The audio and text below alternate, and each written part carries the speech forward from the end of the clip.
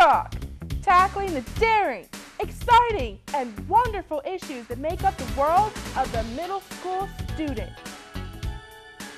Featuring a dynamic student panel. Abby, Maggie, Alden, William, Emily, Henry, and Courtney. And hosted by middle school counselor Paige Turner. This is You Talk. Welcome to You Talk. I'm Paige Turner, school counselor at Noble Middle School. Our show is all about the middle school student. We leave no stone unturned, testing, bullying, dating, stress, and so much more. Joining me each month is a knowledgeable panel of middle school students ready to discuss the issues and tackle the tough questions. On our show this month, we're going to share test-taking tips and review what our panel of 8th graders is looking forward to as they head to high school. But first, we kick off our show with some Q&A featuring questions on a variety of topics from middle schools throughout the school system that our panel of students is ready to answer. No question is too tough, no topic is too difficult. All right, panelists, let's look at question number 1. I'm sick of my mom ragging on me about how I'm always antisocial, in a bad mood, and never talking to her. It's driving me crazy. Obviously, she doesn't understand why I'm always in a bad mood, and I'd like to keep it that way. Any suggestions as how to get her off my back? Do you guys have that issue sometimes when your parents are in your business too much? Well, you should just respect her first, and don't like yell at her or get mad. Just talk to her about it first, and ask her like to give you a few minutes to calm down and get some space.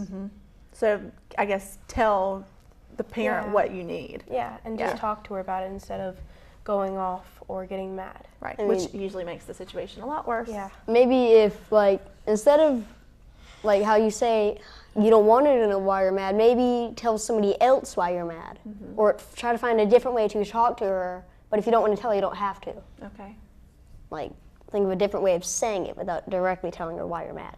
Right, okay. So I guess talking about the feelings, but maybe not the specifics about what's going on. Yes. If that's too personal to share. Okay. But you guys, anything? Do your parents kind of respect your space and privacy, or are they always nagging, talk to me, what's going on? Yeah, I think so. I think it differs with the parent.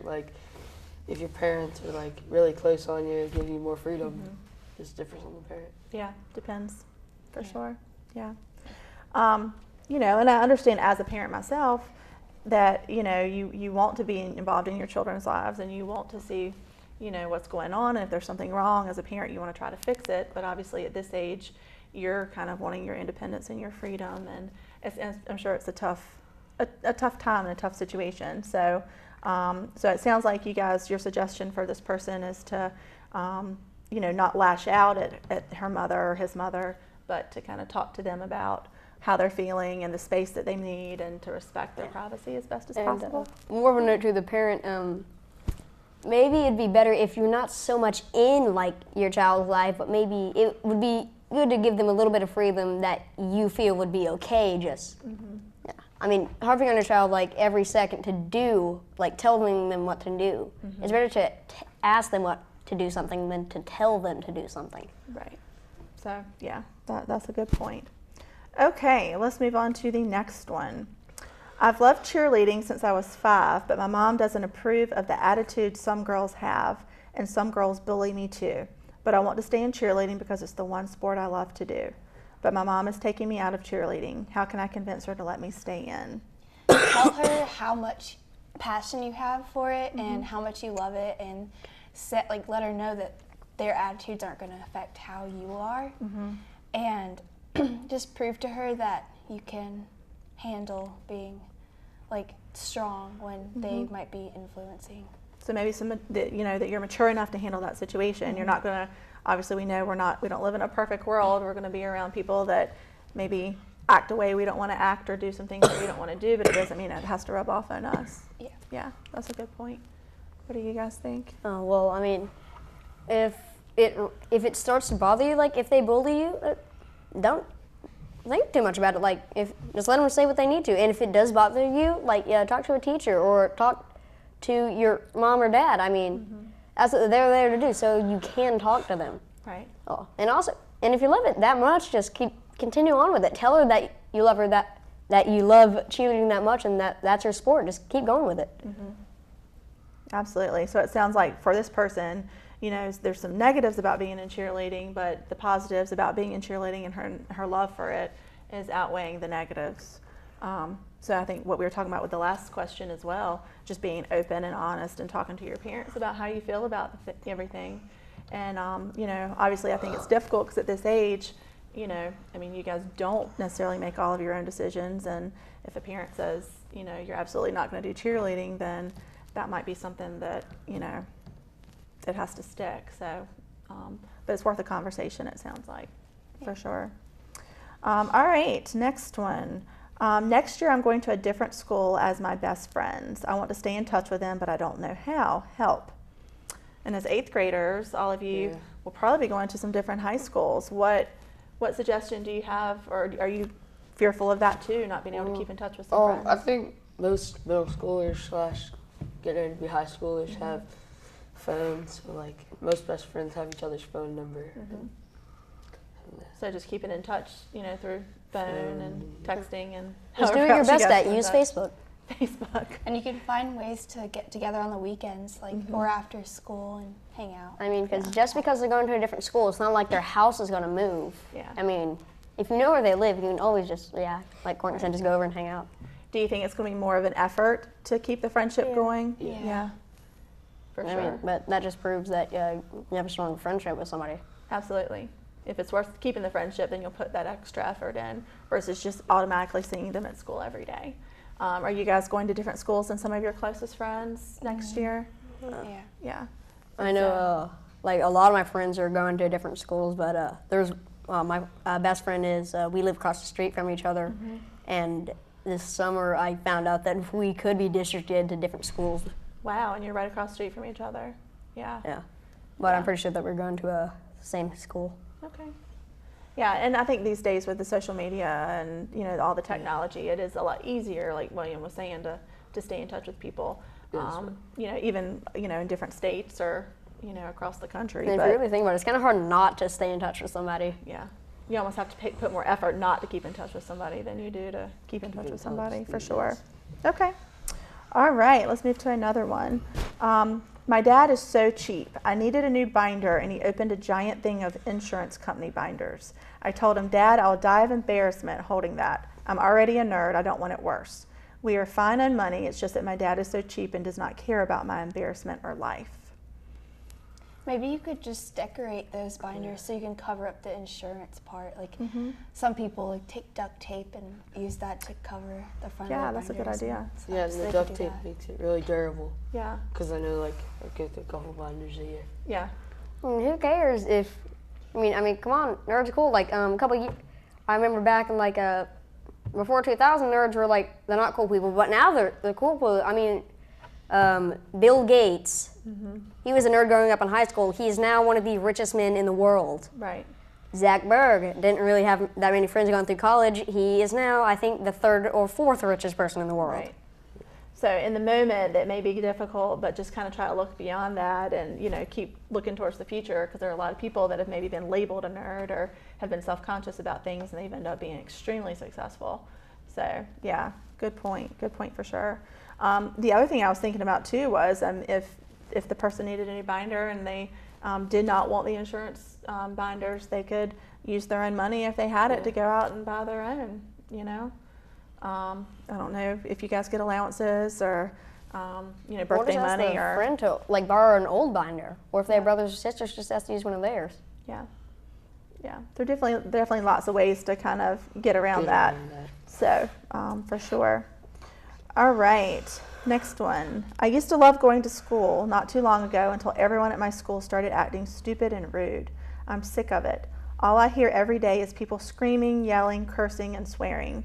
I can't take it anymore. Plus, I'm now getting picked on. I don't know what to do. Well, those people, they're more immature, because when you get older, you grow up, and usually girls mature more. Faster? Yeah, Yeah. and Okay, I see how it is. some people, and that's just how it works, and that's why you think that that people are being rude and stupid. But people who is picking on you, you can go to the principal or go tell someone. And from personal experience, it's a lot better than just keeping it quiet. Or you go to the counselor. Yeah. Yes, of course. Go to the counselor. I mean, you know, and I think what this person, a lot of it they're talking about is just maybe the culture of their school and you know, just people being loud and maybe saying some inappropriate things in the hallway and things like that. I mean, yeah, you're gonna hear. There's no pretty way to put it. You're definitely gonna hear some things that you probably don't want to hear in the hallway. But I mean, yeah, you may hear this, but come on, maybe you should try to find people who don't curse or don't yell or don't make fun of you. Try to find like your little group Right. that you fit in with. Yeah. Because there's still some people, there's usually like a group of people who don't do that. And you just need to find the right people. So surrounding yourself with positive influences and good friends, you know, which is who you spend most of your time with anyway. You know, walking in the hallway, it's probably a minute or two that you're in the hallway, and you know, is that something you can control? No. Is what other people are saying in the hallway? And you can drive yourself crazy if you're trying to worry about what other people, you know, are doing and things that you can't control. So, you know, the other piece of it too, though, I mean, if it's completely inappropriate, then absolutely it's something that could be reported. Because, you know, that isn't a good school culture or environment to be in if it's, you know, really loud and everybody's just, you know, Screaming. cursing and screaming. I don't know, like we have a lot of, I see you in the hallways a lot with some like new students, and they're not going to want to come there, running around and hear people. Absolutely. cuss Yeah, I and- can't imagine what that would be like coming to a brand new school, and that's kind of what you're Or even welcomed if they're with. thinking about coming there, and then that's Yeah, it could be a big turnoff for sure. turn off. Okay, let's go into another one. I like this guy. He's my first crush. Well, I don't know what to do. Sometimes I look up and see him looking at me, but other times I think he thinks I'm a freak. I know I should try to talk to him, but whenever I'm around him, I act like an idiot. It's really horrible. Is there any way I can find out if he likes me? I really don't know. As I've said, this is my first crush, kind of new to this. And obviously this is a girl talking about a boy, but we could also get the boy's perspective about girl crushes. So, Maybe she could just like try to be friends with him and get comfortable around him first and see what he's like. Yeah. Because it's better to know the person. And, like, you don't just come out and say that you like them, right. because then it might, like, scare them off or something. I mean, you don't have to directly like know the person instantly. Like you don't have to be like, hey, let's be best friends. Let's hang out. I mean, maybe see if you know anybody who hangs out with that person. Like, Yeah. Yeah. And I think that, what are the signs that you guys kind of think that people give other people, especially in middle school, if they like somebody? no. Is there anything, one thing in particular? Or I'm sure it's a lot of different things, I but would say definitely just like absentmindedly looking towards that person. okay. So kind of staring at them, looking. What else? Anything that you guys have picked up on or thought about? Like, if they come up to you a lot and they talk to you, and, like, usually you have to look at body language, because usually people don't say it, or, I mean, they don't really act mean towards you. That was more of elementary, but now they're just nicer about it. But they don't show it that much. Right. So it's all about body language. And pretty I much in middle have school. learned that. Sorry, I didn't mean to cut you off. That's okay. I have learned that a lot of guys do get nervous whenever talking to girls, and sometimes, like, I know, well, not sometimes, pretty much all the time, we'll start looking down at our feet because we can't think of anything to say. But you definitely want to show, like, confidence. Like, maybe if you can't look them in the eye, maybe look, like, just above them. Well, I guess that would be if you didn't want them to know that you're looking at them. Is that what you're saying? No, I mean, like, if you're talking to them and you get nervous, like, you can't look Gotcha. directly at them. Gotcha. So that might help your nerves by Yeah. doing something like that. I'm gonna For sure. think like a lot of texting back and forth. Right. People like always texting you. So a lot of Hi, times hey, it's like hi. social media type stuff that you guys are doing. Yeah. And I mean, it sounds like there's really no surefire way of knowing for sure if somebody likes you. And I guess you could point like ask them, which is probably not really cool to do. But I mean, if you really, really, really wanted to know and you're unsure, because I'm sure sometimes people give, you know, other people mixed messages, you know, and so you may think one thing and then you assume wrong, and then it becomes this big issue, big drama. So, yeah. All right, guys. Well, thank you guys so much for answering these questions. That wraps up UTalk Q&A. If you're a middle school student with a question you'd like our panel to discuss, there are several ways to submit that question. First, you can drop the question off to your school counselor or social worker. 2, you can email it to nhcstv@ec.rr.com. Or 3, use good old-fashioned mail by sending your question to NHCS-TV, UTalk, 1802 South 15th Street, Wilmington, North Carolina, 28401. Now, coming up in our next segment, we talk about test taking, and our panel has lots of tips.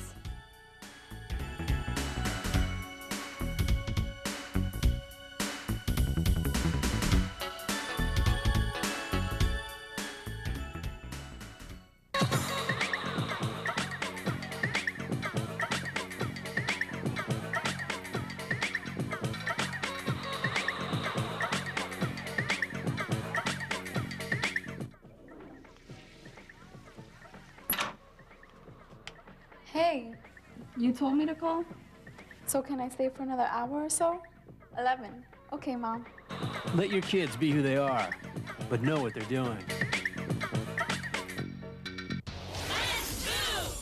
Did you know that getting up and getting active for just 60 minutes a day is all it takes to help you get stronger, look better, and feel great? Or that fresh fruits and veggies aren't just healthier and crunchier, they can taste better too? Eating better and getting more active is easier than you think. Yeah! Keep watching for some fun and easy ways to discover the magic of healthy living in your life. America. Let's get healthy together!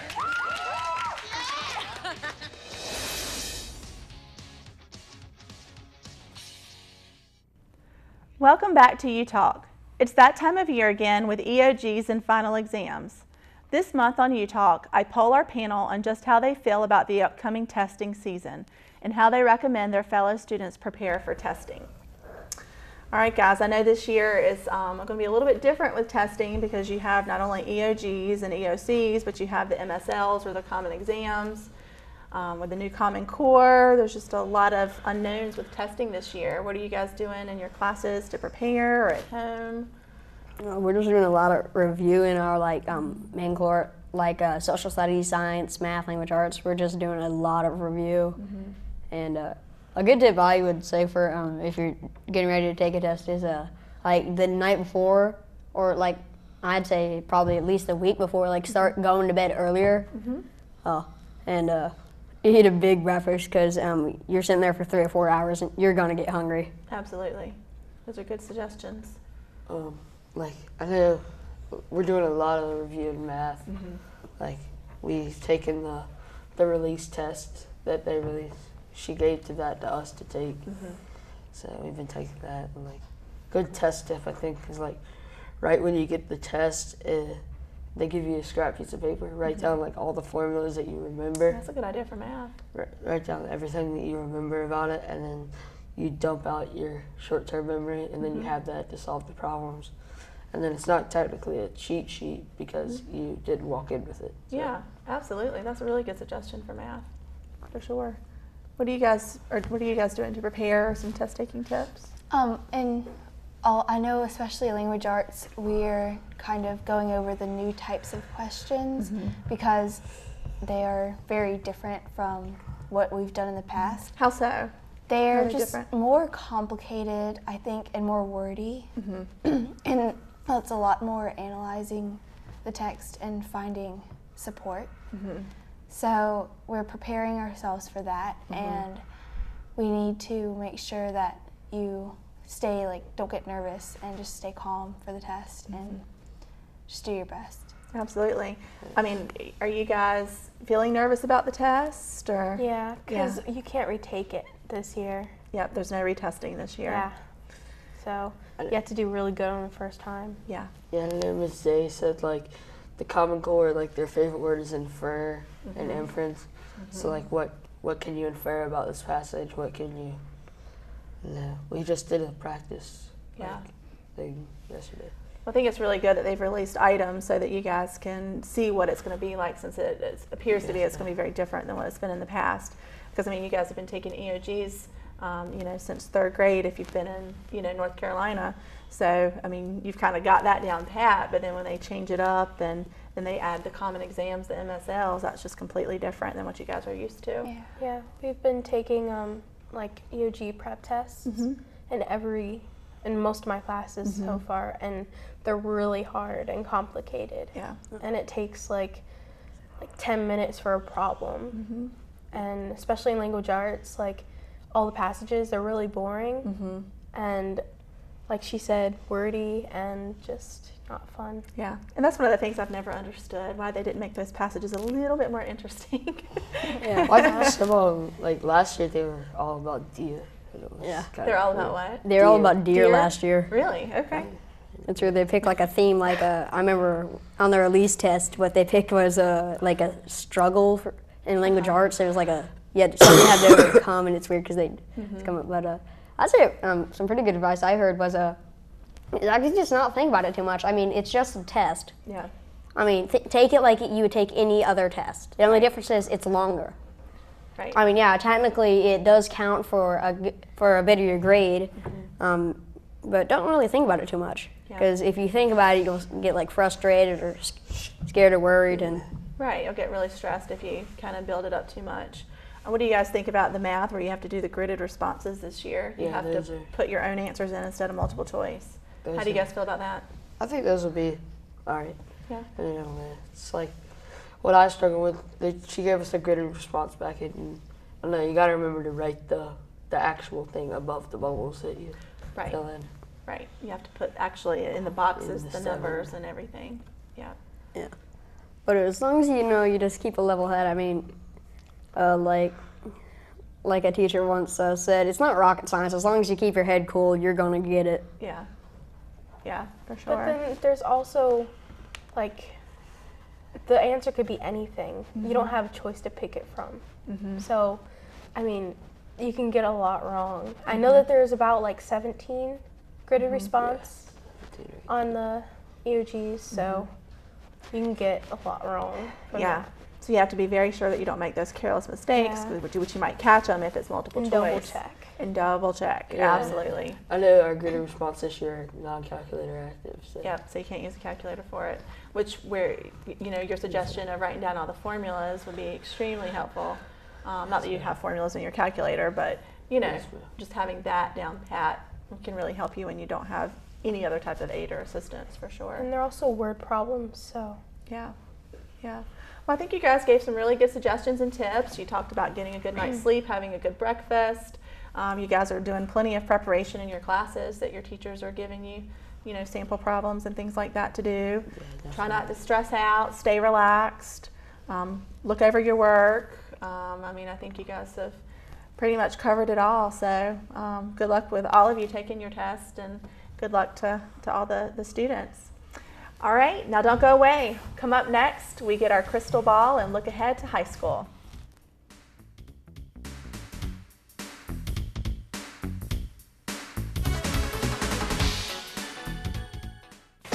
Hey guys, this is my teenage friend Fred. Rad! Hey pal, you want to pay attention to the road? Relax, man, I got it. Look, my man, if your bad driving gets me killed, you better hope you die too, or I will haunt you silly. And I'm not just gonna float over your bed like, woo! I'm gonna be making a more annoying noise, like, ah! And instead of wearing those long white robes, I think I'll wear something more form-fitting and upsetting. The other ghosts will look and be like, wow, we've never seen that before. My name is Maya. I have been a teen court volunteer for 4 years. Teen court is an alternative system of justice. It is a court where first-time offenders are tried by their peers for misdemeanor offenses. Student volunteers assume the roles of attorneys and jurors. This process empowers our generation to take responsibility for problems of crime and violence in our schools and community. If you know someone who may benefit from teen court or would like to become involved, please visit the Community Mediation Center on the web or call 362-8000. Welcome back to U Talk. This is our last show of the school year, and our 8th grade panel members will be going to high school. I thought it would be fun to have them all share something they will always remember about their middle school years, and then look ahead and tell what they hope high school will be like. All right, who wants to start? I'd probably say my most memorable moment would probably be Eagle Society.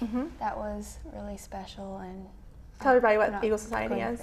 It's when you get a, is it 3.7 GPA, and you don't get into ISS or get into trouble for your middle school years, and you get rewarded for that with a big celebration. So it's like an honor society.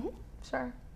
Awesome. And for high school, I'm excited for just meeting new friends. Probably it's the most exciting, and people going into middle school. Middle school is really fun.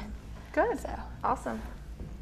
My most memorable moment would probably be the dances and being able to hang out with my friends there and meet new people.